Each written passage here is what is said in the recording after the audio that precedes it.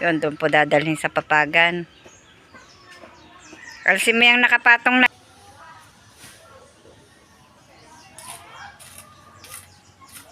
pa para bumaon ng ayos.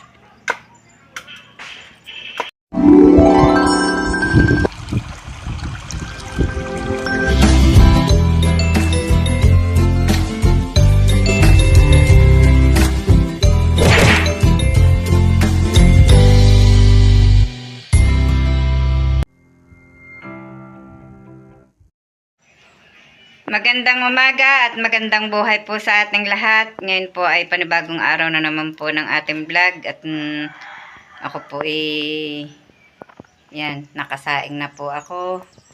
At ngayon po ang gagawin po natin ay maghahakot po kami ng halaman. At ilalagay po doon sa ginawa po ni Tatay Roman kahapon. At kami po ay nakapagpakain na rin ng baboy at nakapagpatuka na po ng manok. Pero ako po ay hindi pa tapos magwalis. Yung kabila pa po lamang ang nawalisan ko. Ito po likod hindi pa. Ayan po marami pang damo. Kaya magwawalis po ako dito maya maya. Pag po yung naiga-iga po ang lupa at basa, kapit po ang damo. Dami ng damo. Mahirap pong walisan at kapit po nga sa lupa ang damo. At si Camille po, ayan, nagkakape pa po siya. May naglako po dito ng kutsinta. Yan, bumili po ako. Yan. Kutsinta. Tsaka kape. May manok na naman sa kahanggan Ito pong mga halaman po dito, ihahakotin po doon sa likod at aayusin po itong harapan. Iaayos po doon sa ginawa po ni Tatay Roman. Mga halaman ko pong iyan. Doon po hahakotin at ito po ipaluluagin. Yan pong mga halaman yan ay tatanggalin. Dahil nang sinadjesa po yatay may balak na pong magpakasal ngayong October. Aba, ang akin pong rose na puti may bulaklak na naman. Ang sipag mamulaklak ng rose na ito. Yan, ang daming buko.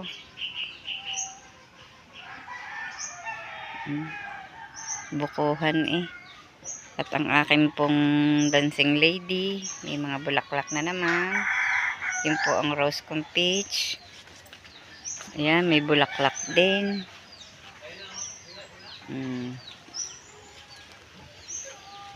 Mga kahanggang ko naglalaban na naman. Ito pa. Ang ganda po ng bulaklak na yan. Dilawan mga bulaklak. Ito po, maganda rin pong bulaklak ito.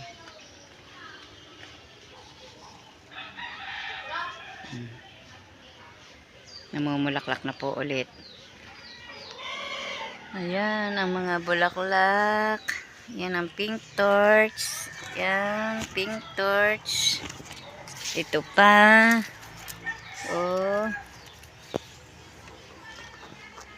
Candle or angel. Ang akin pong pakpaklawin ay tabi-tabi ko na po ulit din Dito po ilalagay ang iba kong halaman. Yung pong malalaking puno. Nakakatuwa nga naman. Ang dami ng suloy. Ang dami ng suloy.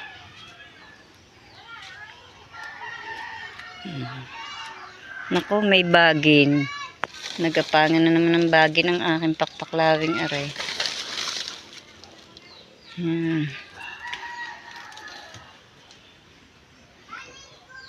Tingnan niyo po ang ganda ng gitna. Pula. Bakit kaya ariin nagkagarni? Siguro may sumagi. Winalasan ko na po ulit ang daan. May damo na po ulit. Dahil nga po sa dami ng puno dito sa aming daanan.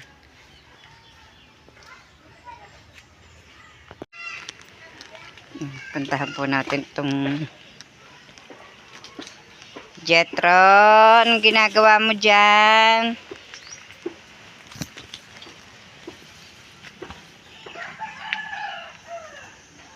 Yan, ito po ang ginawa ni Tatay Roman na pagpapatungan ko po ng halaman. Ang dami ng sibol na papayang yun kundi ilipat iyon. Ang dami po ng maiitanim na papaya. Ang dami ng magiging gulayin. Ang dami ng bulaklak po. Ay, din inilagay. Hindi ari po pwede din. Hindi po pwede. Din ilalagay po yung isang latok sa likod na ari.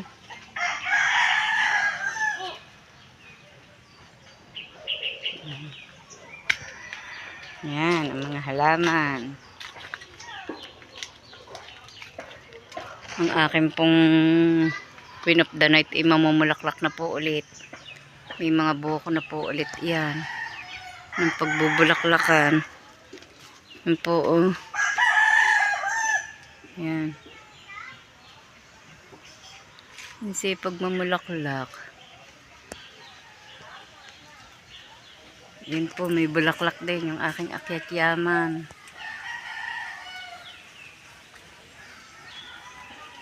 Yung aking peace lily. Yan, may mga nakadikit na putakte. Kita nyo po, may nakadikit na putakte. Aking peace lily.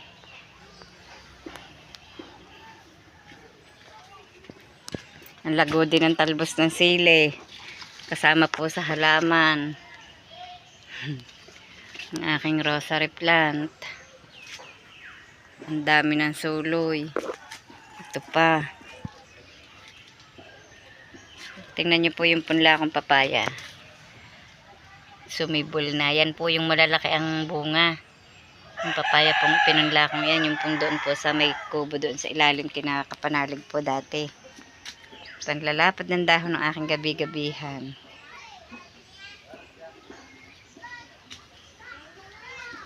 Tingnan nyo po, may nangingitlog ditong manok. Ayan, dito po sa may halaman ko nangingitlog. Kaya pala laging napunta doon ng manok. Aba, may bulaklak na ulit aray. Tumaas na po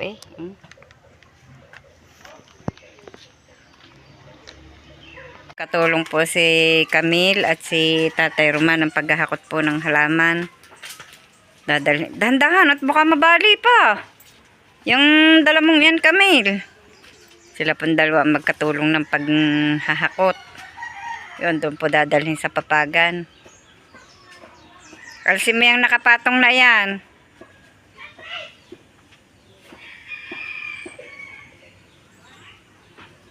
At iaayos ko yan diyan. Ako mag-aayos ng lalagay. Dandahan naman ang paghahakot nyo at baka magkambabali pa. Ako na pula maghihilera po dito. Magaling din at naaarawan po ang halaman. Ang halaman po ay maganda pag naaarawan. Yan. Pero ari hindi dapat din dahil sobrang mauulanan. Hindi daw ari dapat sa sobrang nauulanan aring kuang ari. Ibalik nyo ari diyan. Doon. Nabababad ang niya, may laman yan. Ay, nabubulok? Yan, yung pang isang iyon.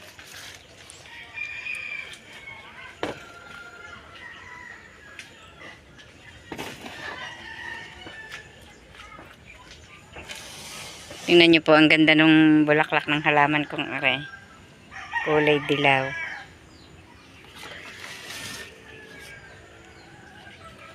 Ari po, hindi po pwede sa sobrang nababasa. Kaya po, din ko ilalagay sa dahan-dahan at baka mga putol. Din po muna bago ko iayos mamaya.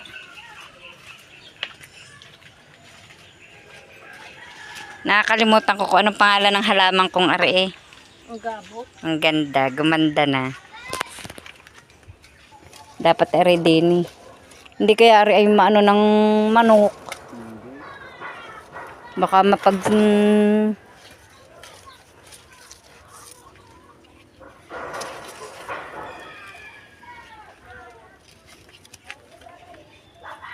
Ito po ang aking mga photos. O, ang lago.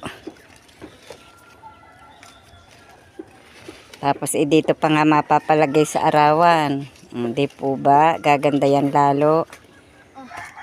Lagi dyan. Yan po ang aking mga pakpaklawin. Ang laki po ng aking tagahakot. Oh.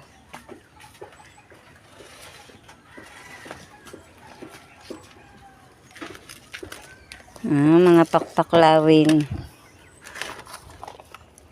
Hindi yan yung sa bukana at dahil na ito'y na... Aray. Eh bakit nabali? Pinutol po ni Tatay Roman ang halaman ko. Upsya. Hindi po makabuhat ng ayos ang kamay eh. Ano dun eh? Alain? Aray may bitbitan. Idahan-dahan mo't baka mabali. Ang god, di na nyo isabit. Baka matagso. Subukan mo nga. At, hindi doon sa isa. Doon sa... Okay. Yan. Yan. Dapat nga may mga tali. Aray, butas na ang isang aray. Hindi mo iniano sa isang... Doon sa inalsa ng sabon. Hindi, may mga paso di yung walang laman.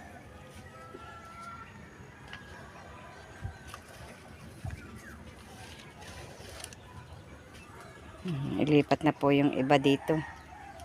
Ayan. At yung pong iba ay iaayos po din sa ibang lagayan.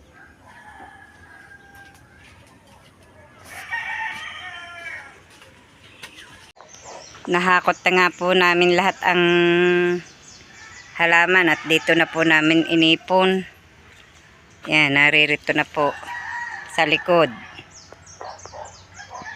Dito na po pinagsama-sama ang aking garden.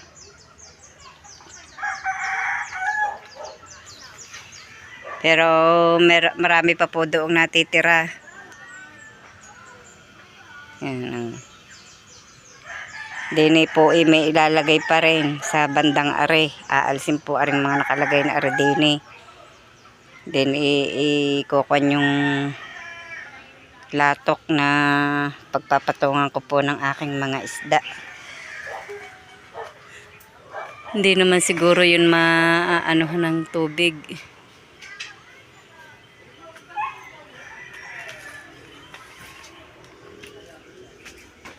Naipon na po din sa likod ng aking halaman.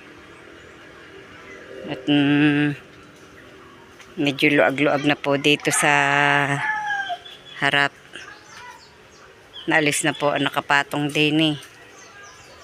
Mamaya na yun buhati pag dumating si Makoy. I-adjust na lang ang aring ibang are. Doon sa bandang tabi. Pero talaga makitid nga yan.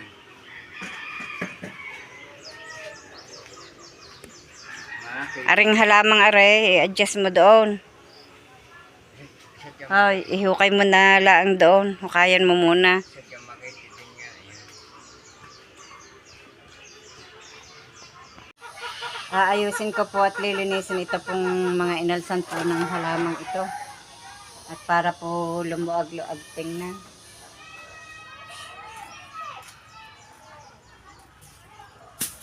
Madaming lagay-lagay po na dapat tanggalin.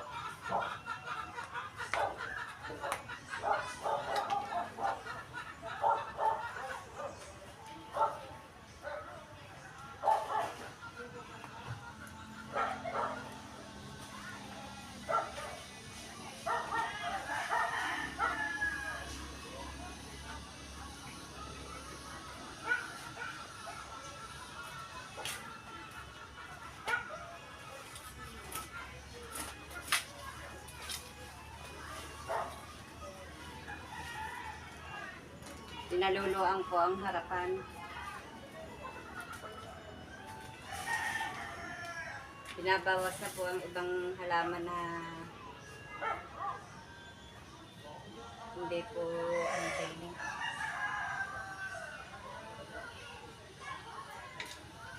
Ang dami na po ng aking areo. Yung pong snake plant na tawag dito sa maliliit. Dwarf na snake plant.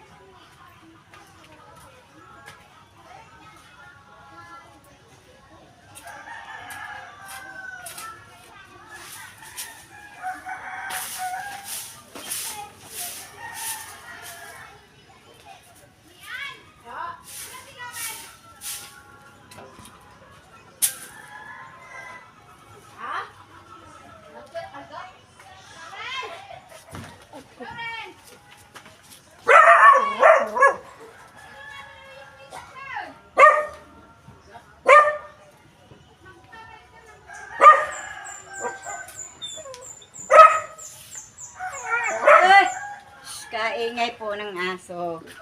Naalis ko na po yung ibang halaman dito. At medyo maluag-luag na po. Pinagbubunot ko na po yung ibang halaman na at inilipat. At ito lang pong snake plant na ito ang hindi ko pa po naaalis dito. Hindi po malaman ko saan mailagay. At tari nga po, binawasan ko po ng sanga. Tatanggalin din po din at ililipat din. At si Tatay Roman naman po, ayan, nagtutulos po dito sa tabi ng daan. At lalagyan niya po ito ng gabay. Pwede naman palampasin mo din ang pinakaano. Maikli nga ang kawayan.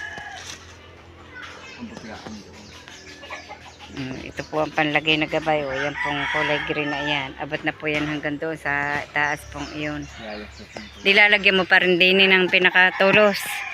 Yan dyan. Hindi. Nga. Kahit maliit na lang. Yung may alagay lang ang gitna. Nga.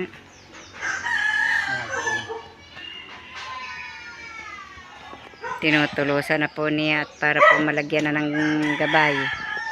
Kahirap po pag may nadating na bisita na yung... Hindi po sanay dumaan dito.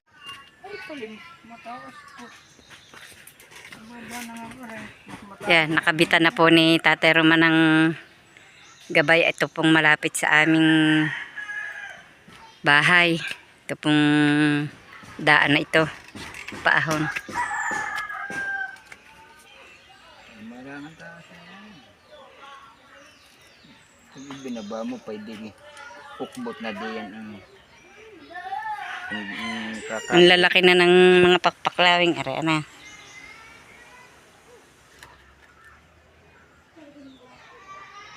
Taliin ng ayos at baka pag hinawakan malagot.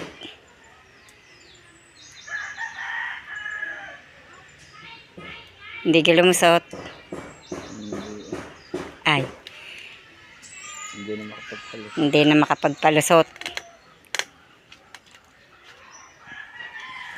Hindi na makapagpalusot.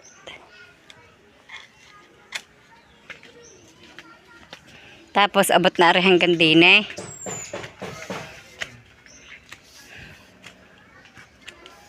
Haba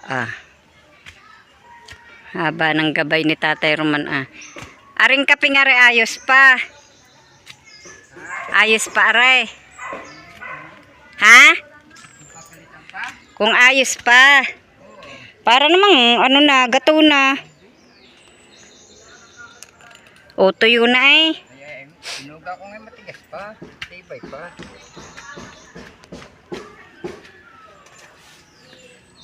Ano mo dyan? Isasangkayaw mo dyan.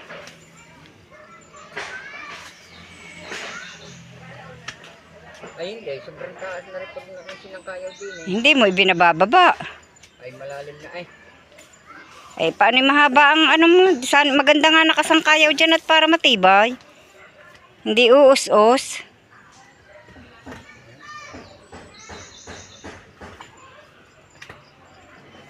Yan. Eh, kaya nga.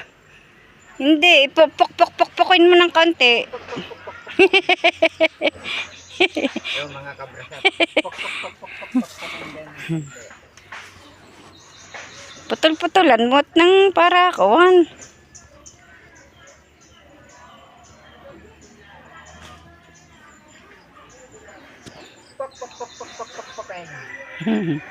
Ya, kahaba nga pala. Diyan may sasangkaya. Masira yung anong yan. Sako. Pinabawasan ko po sobrang taas. Mga unano naman po ang kakapit. Di bibitin-bitin. Madalang po nadaan dining mahahaba.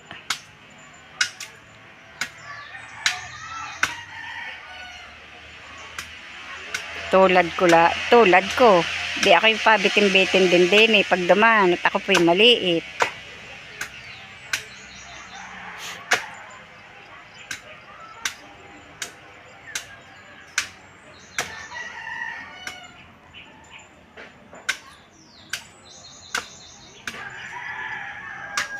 Tinitilusan pa para bumaon ng ayos. Anong kahoy yung nilalagay mo ng kalyantan? Kalyantan. Ang bilis talagang lumago ng damo pagbasa ang lupa. Tingnan mo yan. Yan inoon hawan na hawan ana. Tingnan nyo po ang lago na uli yan. Madamo na po uli ang aking nilinis. Isang araw na po ulit ako magwawalis. Yung aring mga nakalaylay na ari yung kwanin. Tulad ng manggang yung putulan mo. Ari. Tsaka aring masalising ari. Ang dami ng bulaklak. Masalisi, ang ganda. Kulay puti. Kaganda ng bulaklak na masalisi. Ana? Gaya na pinakita ni Kumarin Taseng. Hindi ha. Ganyan. Yan. Very good. Very good. Si Tatay Roman. Aray, tatalian mo na lang. Hindi pa pa ako. Patali na. Tatalian na daw pula ang aray. Maganda nga patali. Dahil ang pako na may kinakalawang din. At ito nga po mga kabrasap, nakuha ko na po itong salmi na pinagawa ko. Kinuha ko po kanina at bali 1 linggo po siyang isinukat sa akin. 1 linggo ko po bago ko nakuha. Ito na nga po, nakasalmi na ako. At sa ngayon po, hanggang dito na lamang po munang muli ang aming vlog. At saan man po kayo naroroon, mag-iingat po kayong palagi. Maraming salamat po sa patuloy niyo pagsubaybay hanggang sa dulo ng aming vlog. Bye-bye and God bless.